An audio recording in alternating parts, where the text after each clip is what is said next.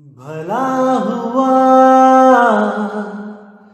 मेरी माला टूट गई, मैं राम भजन से छूटी। भला हुआ मेरी माला टूट गई, मैं राम भजन से छूटी। मेरे सिर से टली बला, भला हुआ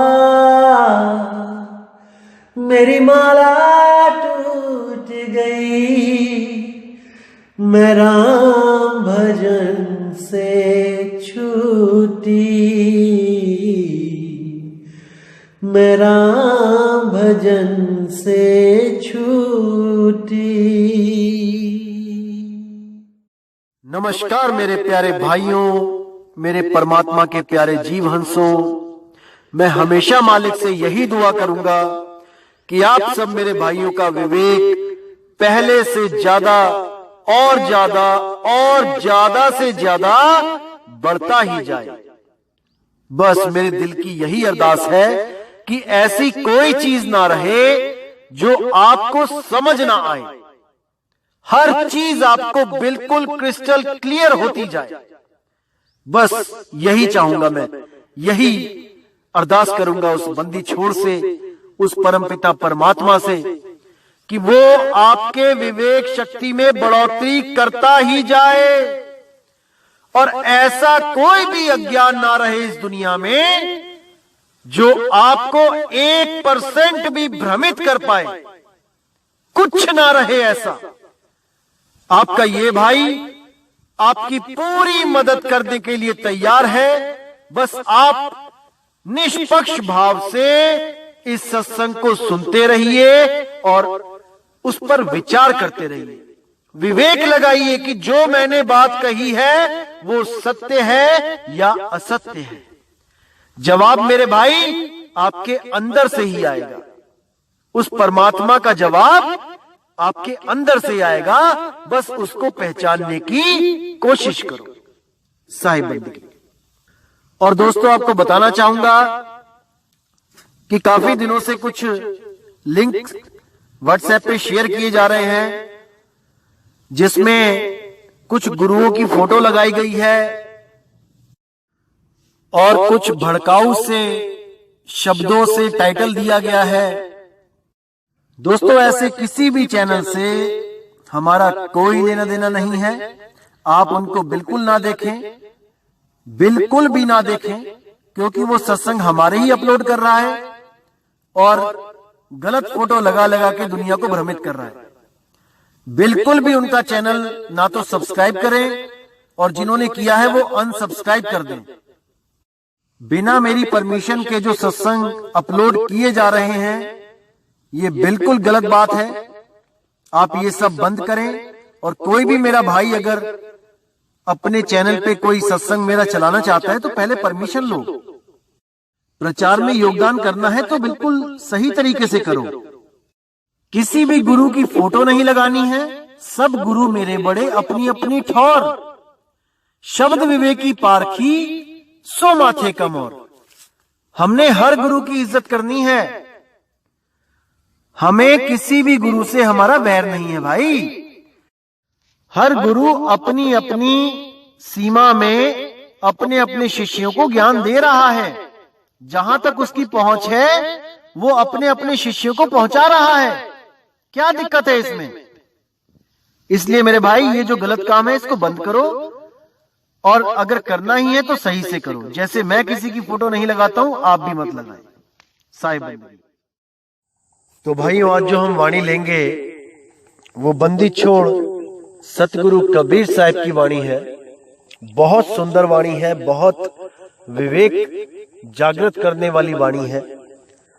अगर आप इस वाणी को सही से समझ लेंगे तो मेरे भाई हर भ्रम जो आपका दूर होगा वो तो होगा ही, और जो परमात्मा से उस निज नाम से, उस निज स्वरूप से मिलने की जो आपकी तीव्र इच्छा है वो भी पूरी होगी जब आपको एक भेदी सतगुरु मिल जाएगा और आपको उस विधि से रूबरू करा देगा जिस विधि को प्राप्त करने के लिए बड़े बड़े सिद्ध महापुरुष तरसते रहे, लेकिन उनको वो विधि प्राप्त नहीं हो पाई केवल भेदी सतगुरु ना होने के कारण।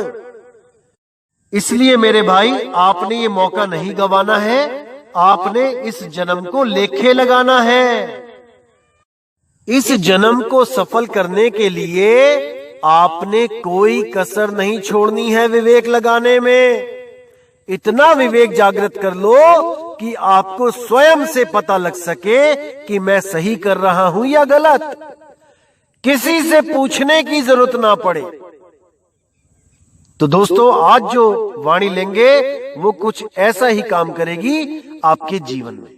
तो क्या कहती है वाणी? मन तू मान शब्द उपदेशा, सार शब्द और गुरुमुख वाणी, ताको गहो संदेशा। कि हे मन, तू केवल शब्द का उपदेश ग्रहण कर, केवल और केवल शब्द से ही प्रेम कर, इन देहों के चक्कर में मत पड़। कोई भी गुरु अगर अपने आप को शब्द गुरु कहता है और प्रेम अपनी देह से करवाता है, उस गुरु को तत्काल त्याग दे।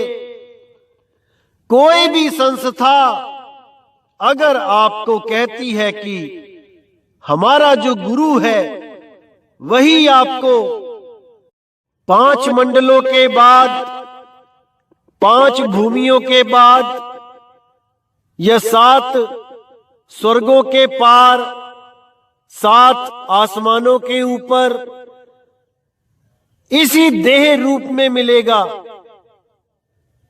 तो मेरे भाई समझ जाना कि आपके साथ बहुत बड़ा धोखा किया जा रहा है। आपकी सुरती को भटकाने की कोशिश की जा रही है। बिल्कुल मत भटकना मेरे भाई, बिल्कुल मत भटकना। देह गुरु क्या होता है, विदेह गुरु क्या होता है, ये आने वाले सत्संग में मैं एक एक चीज खोल के बताऊंगा ताकि आपके सारे भ्रम संशय खत्म हो जाएं। लेकिन ये खत्म तभी होंगे जब आप भी पूरा विवेक लगाओगे तब। तो कहते हैं मन तू मान शब्द उपदेशा, सार शब्द और गुरुमुख वाणी, ताको गहो संदेशा। कि किसी भी शब्द को मत ग्रहण कर लेना कि किसी ने 52 अक्षर के नाम दिए, तोड़ मोड़ के कुछ नाम जोड़ के बना के कुछ दे दिए जपने के लिए, तो उसी को लेके बैठ गए।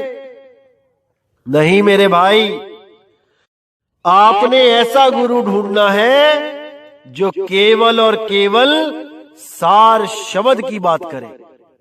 और सार शब्द वो ऐसा नहीं कि कुछ जपने के बाद कोई प्रकाश दिखाई दे गया, कुछ कान बंद करने के बाद कुछ धुनें सुनाई दे गई तो वो सार शब्द हो गया। बिल्कुल नहीं। सार शब्द एक वस्तु है, सौदा कर भाई। वो सार शब्द एक वस्तु है, वो अनमोलक वस्तु है जिसका सौदा हमने करना है। और उस वस्तु को पाने के लिए किसी और नाम का जाप करना पड़े, ऐसा कदापि नहीं होता। पानी पीने के लिए आपको कोई मंत्र नहीं जपना पड़ेगा, पेट भरने के लिए, खाना खाने के लिए आपको कोई मंत्र नहीं जपना पड़ेगा। सीधे वस्तु के कांटेक्ट में आना है, सीधा वस्तु के कांटेक्ट में। इसीलिए आगे कहते हैं, जाहि तत्व को मुनिवर खोजे, ब्रह्मादिक सो ज्ञानी, सोई तत्व गुरु चरणन लागे, भक्ति हेत कर प्राणी। मतलब कि जिस तत्व को, किस तत्व को? आत्म तत्व को। जिस आत्म तत्व को मुनिवर खोजते रहे, ब्रह्मादिक खोजते रहे और वो उसको प्राप्त नहीं कर पाए, वो तत्व केवल और केवल गुरु चरणों में बैठ के मिलेगा। जब भेदी गुरु आपको भेद बताएगा और उस सार शब्द का उसको पाने की विधि बताएगा, तब आपको समझ में आएगा कि शब्द गुरु के चरणों में ध्यान लगाकर ही उस शब्द को, उस आत्म तत्व को पाया जा सकता है, अन्यथा कदापि नहीं पाया जा सकता। लेकिन उसको पाने के लिए भी कुछ बहुत इंपॉर्टेंट चीजें हैं जो आपके पास होनी चाहिए, जो आपके आचरण में होनी चाहिए। अगर वो चीजें आपके पास नहीं है तो भेद प्राप्त करने के बावजूद आप उसको नहीं प्राप्त कर पाओगे, बिल्कुल प्राप्त नहीं कर पाओगे। जैसे आपके अंदर दया होनी चाहिए, प्रेम होना चाहिए, संतोष होना चाहिए, गुरु के प्रति पूर्ण विश्वास होना चाहिए कि गुरु ने जो मुझे रास्ता बताया है वो बिल्कुल सत्य है, उसके अलावा सब कुछ झूठ है। जब तक ये भावना भी आपके मन में नहीं है तब तक आप उसको प्राप्त नहीं कर सकते, क्योंकि आपका मन दुविधा में ही रहेगा कि शायद ये सत्य है भी कि नहीं, क्योंकि आंखों से ये चीजें दिखाई नहीं देती, ये केवल और केवल विवेक के द्वारा समझ में आती हैं, अन्यथा कदापि नहीं आती। इसलिए बोला है, कहे कबीर सुनो भाई साधो, मैं तो हूं विश्वास में। पहले आपको पूर्ण रूप से स्थिर होना पड़ेगा गुरु के ज्ञान में कि जो गुरु जी ने बताया है वो परम सत्य है और उसी को प्राप्त करना मेरी जिंदगी का परम लक्ष्य है। तो आगे क्या कहती है वाणी? प्रथमे दया दीनता आवे, हांसी मिथ्या त्यागी, आत्म चीन परमात्म जाने, सदा रहे अनुरागी। शब्द प्रतीत और शब्द कसौटी, निस दिन बिरह बिरागी, जहां को अर्थ तहां लो बूझे, जहां लागी तहां लागी। यानी सबसे पहले तो आपके मन में दया आनी चाहिए, लोगों के प्रति दया भाव हो, जीवों के प्रति दया भाव हो, जीव हत्या कदापि ना करें। उसके बाद हांसी मिथ्या त्यागना है, निंदा चुगली से बचना है, किसी का मजाक नहीं उड़ाना, कोई गोरा है, कोई काला है, कोई शरीर से टेढ़ा है, बिल्कुल भी मन में भाव नहीं आना चाहिए कि देखो इसका कैसा शरीर है, इसकी कैसी शक्ल है। अरे सब उसके कर्मों के अनुसार उसको मिला है। अगर कोई बहुत गोरा है, बहुत स्मार्ट है, तो वो केवल उसके कर्मों की वजह से है। अगर कोई बहुत काला है और बहुत बदरूप है, बहुत ही गंदी शक्ल है किसी की, तो वो केवल उसके कर्मों के अनुसार है। आपको भी अगर किसी को जैसा भी रंग रूप मिला है, जैसी भी काया मिली है, वो उसके कर्मों के अनुसार है। इसमें कोई किसी का मजाक उड़ाने की जरूरत नहीं है, क्योंकि हर बंदा यहां कर्मों में बंधा हुआ है, चाहे वो गुरु है, चाहे वो कोई चेला है। एक डाल दो पंछी बैठे, एक गुरु एक चेला, गुरु की करनी गुरु भरेगा, चेले की करनी चेला। इसमें कोई संशय नहीं है कि गुरु और चेला दोनों ही उस शब्द की भक्ति करके मुक्त होंगे, इसमें कोई संशय नहीं है। 1% भी कोई भ्रमित ना हो कि कोई गुरु किसी चेले को पार कर देगा या ऐसा कुछ, बिल्कुल नहीं। वो शब्द गुरु है जो सबको पार करेगा, वो निज रूप है जो सबको पार करेगा, वो निज नाम है जो सबको पार करेगा मेरे भाई। बस उसको प्राप्त करने की विधि गुरु बताता है, उसको समझना है अच्छी तरह। तो आगे क्या कहती है वाणी? आत्म चीन परमात्म जाने, सदा रहे अनुरागी। कि सबसे पहले अपनी आत्मा का ज्ञान प्राप्त करें कि क्या है जो अडोल है, अचल है, अविनाशी है। पहले उसको प्राप्त करे, अपनी अवस्था को बदले, जीव अवस्था से सीधे आत्म अवस्था में पहुंचे, तब ही वो जान पाएगा कि असल में मेरा निज नाम, मेरा निज स्वरूप क्या है। और आत्मा में ही परमात्मा का वास है, तो आत्म छीन के वो परमात्मा को प्राप्त कर सकता है। सदा रहे अनुरागी और सदा सदा हमेशा अनुराग में रहे, भजन बंदगी में रहे। कोई भी गलत काम करने से पहले 100 बार सोचे और समझ बूझ के उस गलत काम से बच जाए। यही अनुराग है, यही बैराग है। कहीं कोई दिक्कत आती है तो अपने गुरु से सवाल करे, पूछे कि गुरुजी मैं ये करना चाहता हूं, ये गलत है कि या सही। तो गुरुजी स्वयं उसको मार्गदर्शन करेंगे और वो उन गलत कामों से बच जाएगा। तो आगे क्या कहते हैं कि शब्द प्रतीत शब्द कसौटी, निस दिन बिरह बिरागी, जहां को अर्थ तहां लो बूझे, जहां लागी तहां लागी। अब 2 चीजें बताइए यहां पे, शब्द प्रतीत और शब्द कसौटी। इन दोनों को अच्छी तरह समझना है भाई। एक तो शब्द से प्रतीत करना है, प्रेम करना है, शब्द को ही परमात्मा मानना है, शब्द को ही सब कुछ मानना है। लेकिन कौन से शब्द को?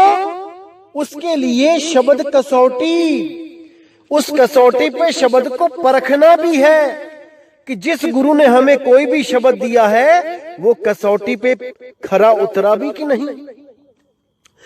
कबीर साहब की वाणियों के द्वारा जब आप परखोगे आपको समझ में आ जाएगा कौन सा शब्द हमें पकड़ाया गया है। जाप पकड़ाया गया है, अजपा पकड़ाया गया है, अनहद शब्द पकड़ाया गया है या सार शब्द।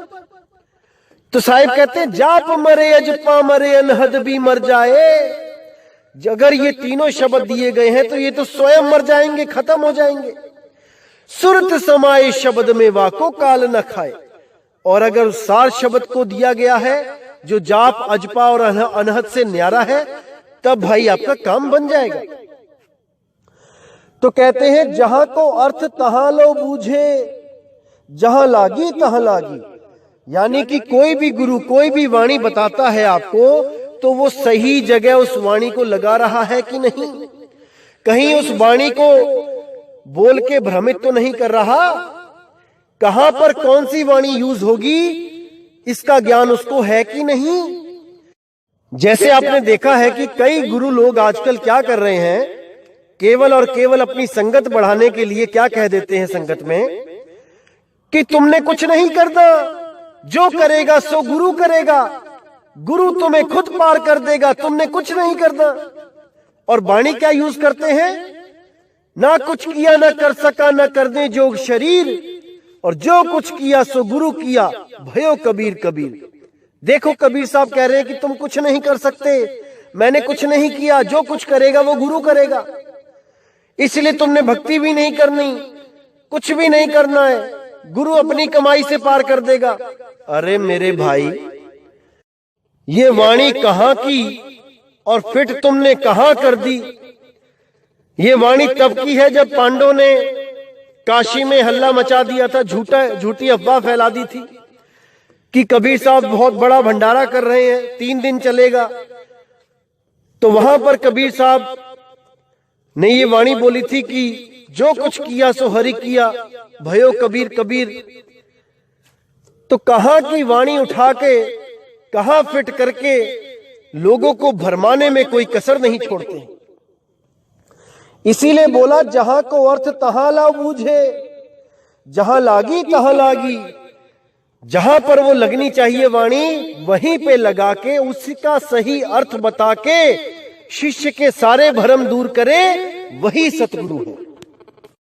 अब कहते हैं कहे कबीर यह तत्व जो बूझे, माने सीख हमारी, काल दुकाल तहां नहीं व्यापे, सदा करो रखवारी। कि जो भी मेरा हंस मेरे इस तत्व ज्ञान को समझ जाएगा, इस पे विचार करेगा, उसको बूझेगा, माने सीख हमारी, मेरे कहे पर जो चलेगा, काल दुकाल तहां नहीं व्यापे, वहां पर काल का जोर नहीं चलेगा और हमेशा के लिए उस जीव की रखवाली की जाएगी। सदा करो रखवारी, मैं हमेशा उसकी रखवारी करूंगा जो भी इस तत्व ज्ञान को बूझेगा। क्योंकि बिना बूझे ये ज्ञान नहीं समझ में आ सकता भाई, ये नहीं समझ में आ सकता, इसको बूझना पड़ता है। सत्य नाम है सार, बूझो संत विवेक करी, उतरो भव जल पार, सतगुरु का उपदेश यही। कबीर साहब साफ कहते हैं कि जो भी हंस सत्यनाम को जानना चाहता है तो उसको बूझना पड़ेगा। बिना बूझे सत्य नाम को प्राप्त नहीं किया जा सकता। सतगुरु भेद बताएगा भी, तब भी आपको विवेक के द्वारा बूझना पड़ेगा। बूझो संत विवेक करी, उतरो भव जल पार, सतगुरु का उपदेश है।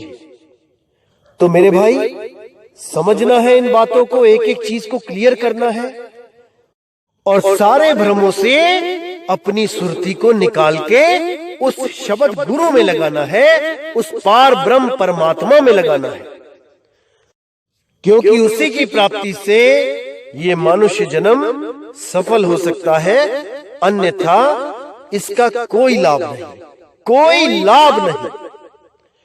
तो मेरे भाई, उम्मीद करता हूं कि आज के सत्संग से आपके काफी भ्रम मिटे होंगे और अब दास को आज्ञा दीजिए।